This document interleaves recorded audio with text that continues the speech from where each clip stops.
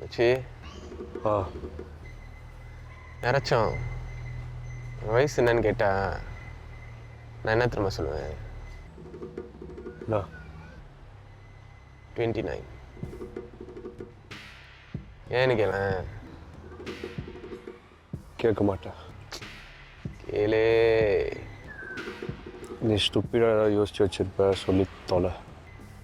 ஏன்னா ஒரு 2 வருஷம் கோவிட் வந்துச்சுல, அதில் 2 வருஷம் போச்சா,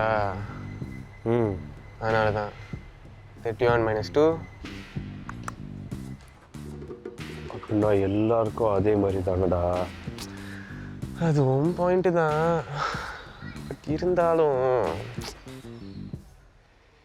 இந்த தீராத தாகத்தை தீக்கிறதுக்கு எனக்கு ஒரே வழிதான்டா இருக்கு. வச்சு நான் ஒரு ஹாலிடே போகிறேன்டா. ஜேபியா பாலியா? செய் ஏதாச்சும் புதுசாக போகணும். எக்ஸ்பிளைன் பண்ண. இங்கே பாரு, இந்த அமெரிக்காவில் எடுக்கிற ஹாலிவுட் படம்லாம் நம்ம நிறையா பார்க்குறோம்ல. அதெல்லாம் பார்த்து இப்போ நம்ம அமெரிக்கா போனோம்னு வச்சுக்கோங்க, அந்த டிவி ஷோவில் பார்த்ததையும் அந்த படத்தில் பார்த்ததையும் தான் அங்கேயும் பார்க்க போகிறோம். அதில் என்ன பெரிய எக்ஸ்பீரியன்ஸ் இருக்குது? ஆனால் இதுவே உனக்கு எனக்கு இல்லை யாருக்குமே தெரியாத புதுசாக ஒரு கண்ட்ரிக்கு போகணுன்னு வச்சுக்கோங்க, புதுசாக இருக்கும்டா எல்லா எக்ஸ்பீரியன்ஸுமே. அதுதான் எக்ஸ்ப்ளோரேட்டரி வெக்கேஷன்.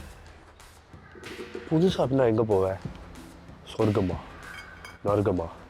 சி, ஏன்டா அப்படி இருக்க?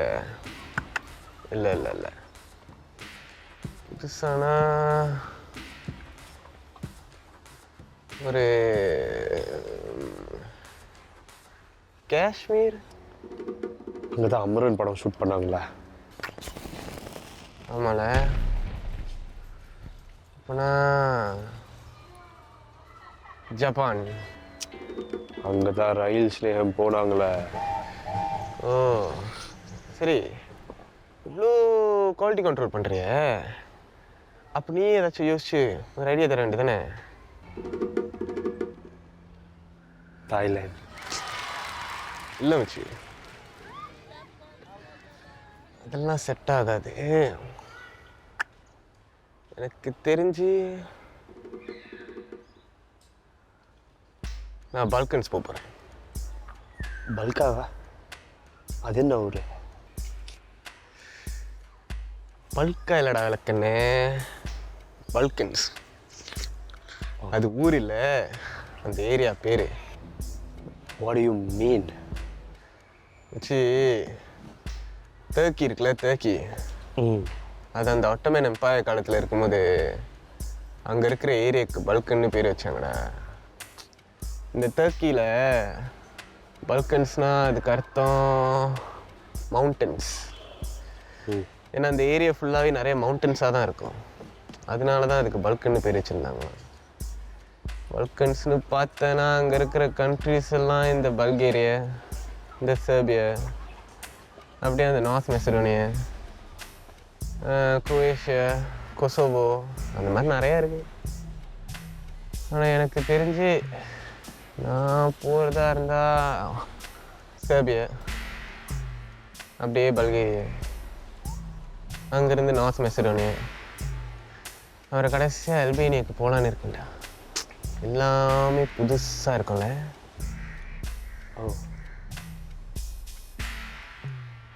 ஒரு ஊருக்கு போகிறதுக்கே நக்கம், 4 ஊருன்னு சொல்கிற. அப்படி பார்த்தா 4வது ஊர்லேருந்து பிச்சை இருந்து தான் திரும்ப சிங்கப்பூருக்கு வரணும். எல்லாம் வச்சு அதனால தான் நான் பேக் பேக்கிங் ஸ்டைலில் போகிறேன். அப்படின்னா ரோட்டில் தூங்க போறியா? இல்லைடா, பேக் பேக்கிங் ஸ்டைல்னா இந்த எல்லா டூரிஸும் போகிற மாதிரி வெறும் டூரிஸ்ட் அட்ராக்ஷன் மட்டும் போய் பார்த்துட்டு வராமே. அங்கே இருக்கிற மக்களோட மக்களாக இருந்துச்சு. அவங்க தங்குற இடத்துலையே தங்கி அவங்க சாப்பிட்ற சாப்பாடே சாப்பிட்டு அப்படியே அவங்க ட்ராவல் பண்ணுற அந்த பஸ்ஸுலேயும் ட்ரெயின்லேயும் ட்ராவல் பண்ணி அந்த மக்களோட மக்களாகவே இருந்து வாழ்ந்து வரணும்டா. அதுதான்டா புதுசாக இருக்கும். That is the beauty of exploratory vacation. But செலவு அதிகமாக இருக்குமே. இல்லை மச்சி, இந்த பேக் பேக்கிங் ஸ்டைலில் போனால் நான் மட்டும் இல்லை, யார் வேணாலும் ட்ராவல் பண்ணலாம். மச்சி என்ன மச்சி சொல்லு. என்னையா கூட்டிகிட்டு போய முடியாது. நான் சோலோவை தான் போகிறேன். கண்டிப்பாக உன்னை கூப்பிட்டு போக மாட்டேன். மச்சி ஒரு பழமொழி கேட்குறியா? சொல்லு. பீச்சுக்கே கூட்டிகிட்டு போகாமல் பிளாக்கில் உட்காந்துருக்கிற நாய்க்கு பல்கன்ஸ் கேட்குதா? என்னடா சொல்ற? ஆமாம் தாயம்மா, நான் பல்கன்ஸ் போகிறேன். தனியாவா? ஆமாம். குஞ்சேஷை கூட்டிட்டு போயேன்டா.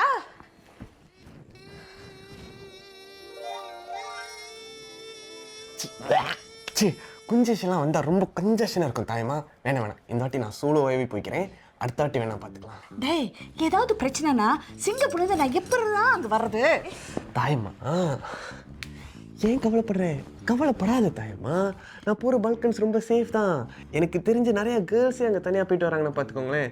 அது மட்டும் இல்லை, அந்த கண்ட்ரியை பற்றி ஆன்லைனில் நிறையா ரிவ்யூஸ் பார்த்துக்கலாம். அங்கே இருக்கிற சாப்பாடை பற்றி ரிவ்யூஸ் இருக்குது. இந்த மாதிரி எக்கச்சக்கமான இன்ஃபர்மேஷன் ஆன்லைன்லேயே இருக்குது. அதனாலேயே ட்ராவலிங் இஸ் வெரி சேஃப். அதை விட ரொம்ப முக்கியமாக என்கிட்ட ஃபோன் இருக்குது.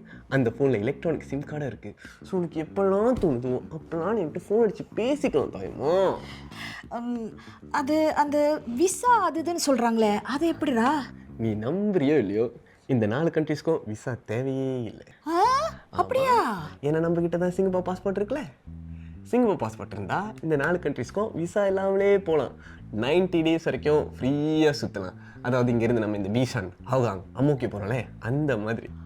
ஸோ நோ விசா தேவையே இல்லை. ஆனால் என்ன, இந்த கொசோவுக்கு மட்டும் கொஞ்சம் நிறையா பேப்பருக்கு வந்துச்சா, அதனால் அதை கட் பண்ணி வீசிட்டேன். ஆனால் இந்த 4 கண்ட்ரீஸ் நோ ப்ராப்ளம்.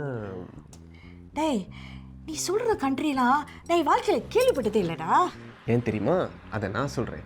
நம்ம சிங்கப்பூர் ஒரு வெஸ்டர்னைஸ் கண்ட்ரி. இந்த வெஸ்டர்ன் ஆர்பிட்குள்ளேயே இருக்குது. இந்த வெஸ்டர்னா நம்ம அமெரிக்கா, ஜெர்மனி, சுவிட்சர்லாந்து, இந்த மாதிரி கண்ட்ரிஸ். ஆனால் நான் சொல்கிற கண்ட்ரிஸ் எல்லாமே இந்த வெஸ்டர்ன் ஆர்பிட்க்கு வெளியே இருக்குது. அந்த மாதிரி நிறைய கண்ட்ரிஸும் இருக்குது தாயம்மா. இந்த மாதிரி கண்ட்ரிஸ் போனால் தான் அங்கே இருக்கிற எக்ஸ்பீரியன்ஸ்லாம் அப்படியே புதுசாக இருக்கும், அப்படியே ஃப்ரெஷ்ஷாக இருக்கும். சரி, எத்தனை நாளைக்கு நீங்கள் போகிறீங்க? அது ஒரு 20 to 30 days ப்ரோ. 30 days? 30 நாள் ஏன் சாப்பாடு இல்லாமல் நீ எப்படி இருக்க போகிற? அதெல்லாம் நான் பார்த்துக்கிறேன் ப்ரோ. பார்த்துக்குயா? 5 நாள் திருச்சியிலேருந்து வந்த பிறகு ஐயோ தாயம்மா சாப்பாடு இல்லாமல் நான் ரொம்ப கஷ்டப்பட்டுட்டேன் அப்படி இப்படின்னு சொன்னேன். ஆமாம், ஆனால் அந்த 5 நாள் நான் சமைக்க கற்றுக்கிட்டேன்ல, எல்லா கெட்ட விஷயத்துலும் ஒரு நல்ல விஷயம் இருக்கே. Panic attack வரும். You will feel loneliness and you will cry. Never. தாயம்மா, நீ என்னதான் முடியாதுன்னு சொன்னாலும் நான் செஞ்சு காட்டுறேன் தாயம்மா. Okay, one condition. என்னது? உன்னோட ஐட்டினரி அத்தனையும் எனக்கு வேணும். அவ்வளவு தானே, கொடுக்குறேன். அதுக்கு எதுக்கு அரைஞ்சாங்க?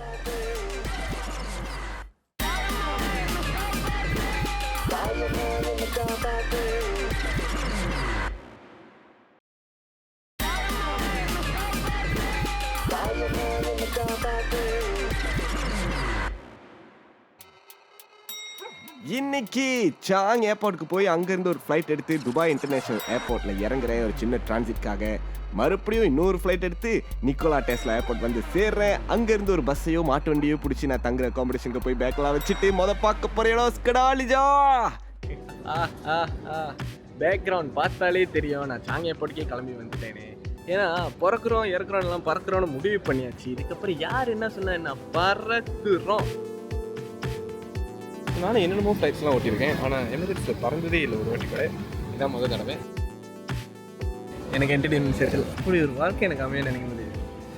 எவ்வளோ சந்தோஷமாக இருக்கு. வந்தாச்சு துபாய் ஏர்போர்ட்டுக்கு வந்தாச்சு.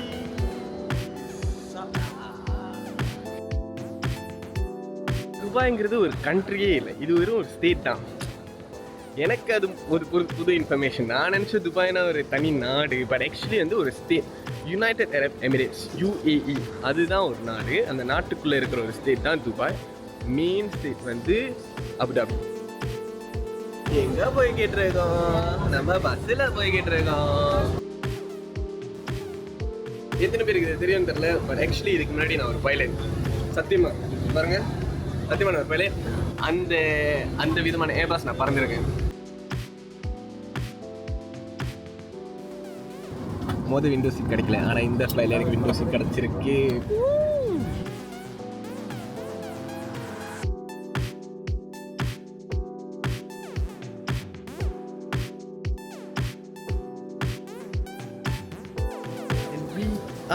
Officially in Serbia. கடந்த 500 ஆண்டுகளா செர்பியா முக்கியமான அரசியல் மாற்றங்களை சந்திச்சிருக்கு. 15ஆம் நூற்றாண்டுல செர்பியா ஒட்டோமன் ராஜாங்கமானுச்சு. இந்த காலகட்டத்தில் செர்பியாவின் பெரும்பாலான பகுதி ஒட்டோமன் ஆட்சியில் இருந்தாலும் சில பகுதிகள் மட்டும் ஆட்சி எதிர்த்து போராடினாங்களாம். 19ஆம் நூற்றாண்டின் முடிவில் தான் செர்பியா முழு சுதந்திரம் அடைஞ்சிச்சு. ஆனால் அதுவும் ரொம்ப நாள் நீடிக்கலை. முதல் உலகப் போருக்கு அப்புறம் செர்பியா கிங்டம் ஆஃப் யூகோஸ்லாவியோட இணைக்கப்பட்டுச்சு. கொசோவோ கான்ஃப்ளிக்ட் போன்ற பல அரசியல் இன்னல்களை தாண்டி இறுதியாக 2006 தான் ஒரு குடியரசானுச்சு செர்பியா. செர்பியாவின் தலைநகரம் பெல்கிரேட். அதுக்கு பக்கத்தில் இருக்கிற டனுபே ஆறு, அங்கே இருக்கிற கோட்டை, மியூசியம்ஸ், சாப்பாடு, இதையெல்லாம் ரசித்து அனுபவிக்க நிறைய பேர் வந்து போகிறாங்களாம். செர்பியா இயற்கை அழகு கொண்ட ஒரு நாடு. அதே சமயம் என்ன மாதிரியான த்ரில் சீக்கர்ஸ்க்கு அட்வென்ச்சரஸ் ஆக்டிவிட்டிஸ் செய்ய வாய்ப்புகளும் இருக்கான். தாயம்மாக்கு இது தெரிஞ்சா பதறுவாங்க, கதறுவாங்க. அதனால தாயம்மா கிட்ட மட்டும் இந்த மேட்டரை சொல்ல வேண்டாமே ப்ளீஸ். முக்கியமாக பட்ஜெட்டில் பெல்கிரேட் சுற்றி பார்க்கவும் அங்கே தங்கவும் செர்பியா என்ன மாதிரியான பேக் பேக்கர்ஸ்க்கு ஒரு வசதியான இடமா, இதெல்லாம் உண்மையான கண்டுபிடிப்போமா? வாங்க நேராக லோக்கல் ஹிஸ்டாரிக்கல் சைட் போகிறோம். நம்ம ஊரில் இருக்கிற மாதிரி ஈஸ்லிங்கெல்லாம் இங்கே இருக்கான்னு தெரியல, போய் பார்த்துருவோம். பஸ் டிரைவர்லாம் லெஃப்ட்டில் உட்காந்துருக்காரு. பஸ்ஸு உள்ளுக்கு ஆள் வருது, வெளியே இறங்குறது எல்லாமே ரைட் ஹேண்ட் சைடில் இருக்குது. இது ரொம்ப இன்ட்ரெஸ்டிங்காக இருக்குது. 8 பேர் தான் இருக்கும் அந்த பஸ்ஸு ஃபுல்லாகவே. ஒரு மாதிரி ரிலாக்ஸாக எல்லாம் அமைதியாக சில் பண்ணுறாங்க. அந்த அக்கா தான் என்னை பார்த்து சிரிச்சாங்க. அதை ஆமாம், இப்படி எல்லாரையும் அக்காவாயிட்டா எனக்கு இப்போ கல்யாணம் நடக்கிறது. இனிமேல் இந்த அக்காவை கட் பண்ணணும். பெல்கிரேட்ல பஸ் ஏற எவ்வளோன்னு கேட்டால் போடான்ட்டான். என்னான்னு விசாரித்து பார்க்கும்போது தான் தெரிஞ்சுது செர்பிய மக்கள் காசு கட்ட மாட்டாங்களாம். அங்கே பஸ் எல்லாம் ஒழுங்காக வேலை செய்யாதனாலையும் நிறைய நேரம் லேட்டாக வரனாலையும் யாருக்கும் பணம் கட்ட பிடிக்காதாங்க. வந்துட்டோம். ஹாப்பி, இன்று முதல் ஹாப்பி. எல்லாரும் என்ன ஒரு மாதிரி பார்க்குறாங்க. பின்னால் ஒரு பில்டிங் பார்த்துருங்க இல்லையா, அந்த பில்டிங்கில் தான் உண்மையான ஜேம்ஸ் பாண்டே தங்கியிருந்திருக்காராம். உண்மையான ஜேம்ஸ் பாண்ட் யாருன்னா துஷன் பாப்பாஃப்னு ஒரு செர்பியன் ஆஃபீஸர் தான் உண்மையான ஜேம்ஸ் பாண்ட். அந்த ஜேம்ஸ் பாண்ட் கேரக்டரையே இவரை வச்சு தான் எழுதியிருக்காங்கன்னு இந்த நியூஸ் வந்திருக்கு. ஏன்னா ஒரு தங்கட வீடு இங்கே இருக்கு. 2ஆம் உலகப் போர் போது பிரிட்டிஷ் இன்டெலிஜென்ஸ் ஏஜென்சி MI6ல டபுள் ஏஜென்ட்டாக இருந்த ஒரு Serbian lawyer come business man தான் துஷன் பாப்பாஃப். நாட்சிகளை எல்லாம் சூப்பராக ஏமாற்றி பல முக்கியமான தகவல்களை பிரிட்டனுக்கு அனுப்பினாராம். பாப்பாஃப்க்கு அப்படி ஒரு சாம், கரிஸ்மா, துணிச்சல் இருந்துச்சான். ஜேம்ஸ் பாண்ட் கதைகளை எழுதிய அயன் ஃப்ளெமிங் துஷன் பாப்பாவின் வாழ்க்கையை சார்ந்து தான் ஜேம்ஸ் பாண்டையே உருவாக்குனாராம். ஆமாம், இதுதான் நம்ம இடம். இப்போ வெளியவே இவ்வளோ அழகாக இருக்கேன், உள்ளுக்கு எப்படி இருக்கும் வாங்க போய் பார்க்கலாம். Airbnb செர்பியாவிலையும் பிரபலமாங்க. அது மூலமாக தங்குறதுக்கு விதவிதமான அப்பார்ட்மெண்ட்ஸ் கிடைக்கும். அந்தந்த இடங்களில் உள்ள வீடுகளில் தங்கும்போது தான் செர்பியாவோட உண்மையான கலாச்சாரத்தை உள்ளூர் மக்களாக அனுபவிக்கலாம். இதில் படுத்தோடனே தூக்கம் வருது, ஆனால் தூக்கத்தை விட ரொம்ப முக்கியமாக பசிக்குது. ஸோ கொஞ்ச நேரத்தில் அப்படியே ஃப்ரெஷ்ஷனாக பண்ணிவிட்டு இங்கேருந்து ஒரு 5 நிமிஷத்தில் ஒரு கடை இருக்கான், போகிறோம், சாப்பிட்றோம், வெளுத்து எடுக்கிறோம்.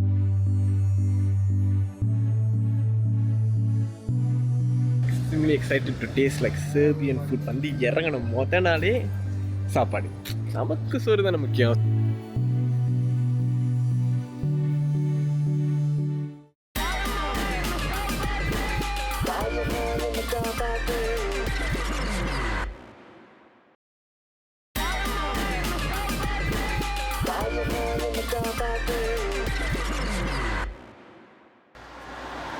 இந்த மாதிரி இப்படி நடந்தால் தான் மக்களோட மக்களாக இணைஞ்சிருக்க முடியும். இங்கே இருக்கிறவங்களாம் எப்படி இருக்காங்க, இங்கே என்னென்ன கடை இருக்குது, நம்ம நெய்பர்ஹுட் எப்படி இருக்குது அப்படிங்கிற விஷயம்லாம் தெரிஞ்சுக்க முடியும்.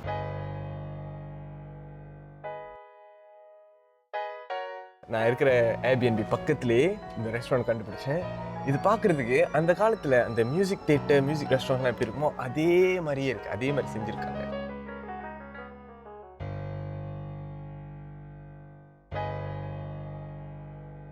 இங்கே இருக்கிற மக்கள் எல்லாமே ஒரு மாதிரி ரிலாக்ஸாக காமாக தான் இருக்காங்க.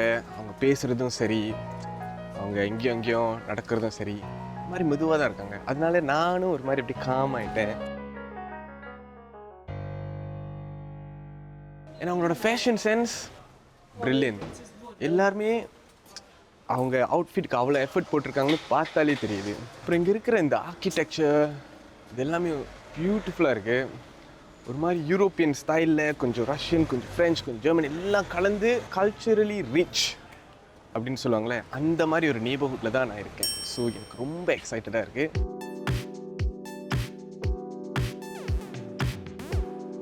மனசுக்கு திருப்தியாக இருக்குது வந்து இறங்கணும். நான் கொஞ்சம் 2-3 பேர்கிட்ட பேசினேன். அவங்க பேசும்போது கூட ஒரு மாதிரி ரிலாக்ஸ்டாக, மெதுவாக யோசிச்சு காமாக பேசுகிறாங்க.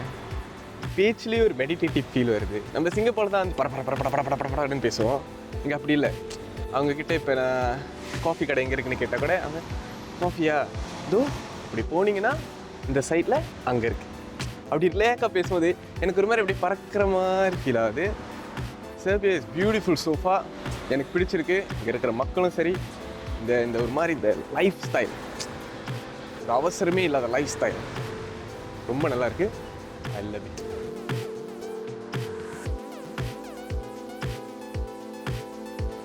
What a beautiful day so far. They work to live. You know, they don't live to work. அப்படியே நீங்கள் சிங்கப்பூர் வாங்கினேன். என்னோட opinion, it feels like we live to work.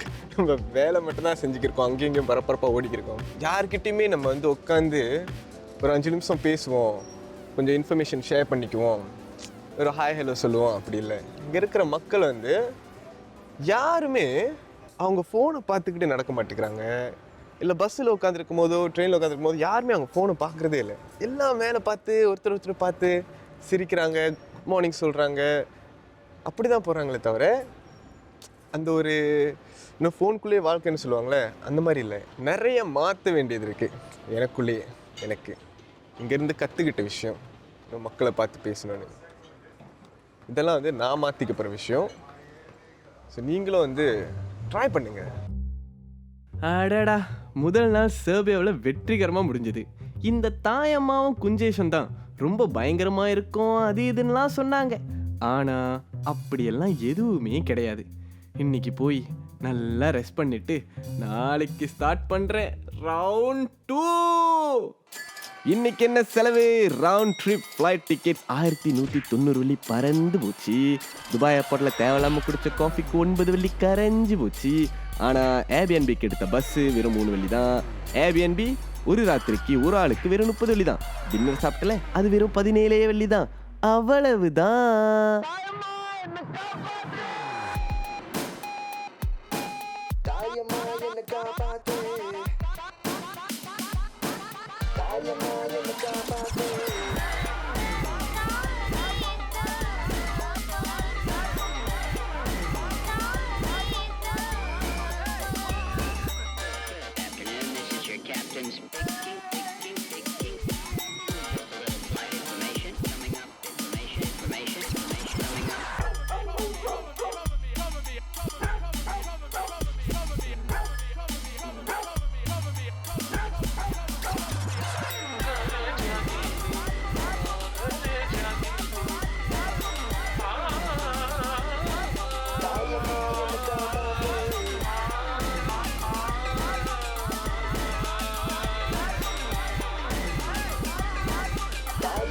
in the Kaapaathuu.